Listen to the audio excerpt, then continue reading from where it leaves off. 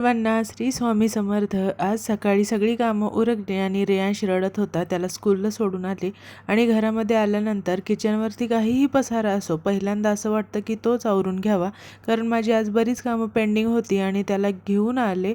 रेयांश आल्यावर रडत होता म्हणून त्याला चॉकलेट देऊन खुश केलं आणि नंतर मी माझ्या कामाला लागले. झाडू मारून घेतला, पसारा आवरून घेतला. एकदा रोजची कामं झाली की इतर कामं करायला आपल्याला सोपं जातं किंवा छान वाटतं. कारण आज मला ज्वारीचं दळण करायचं होतं आणि ते करायचं म्हणजे माझं डबलच काम, कारण मला वरच्या रूममध्ये जाऊन तिथून ज्वारी आणायची, ती नीट करायची आणि मग दळण बनवून ते द्यायचं. तर मला रेयांशला घेऊन मी वरती गेले, ज्वारी घेऊन आले. तर रेयांश मस्ती घालत होता. कॅमेऱ्यासमोर येऊन त्याला खूप छान वाटत होतं आणि तो काहीतरी बोलून पण जात होता. दळण घेऊन आले आणि त्याच्यामध्ये जरा कचरा असल्यासारखं असल्यामुळे ते नीट करून घेतलं, चांगलं स्वच्छ केलं.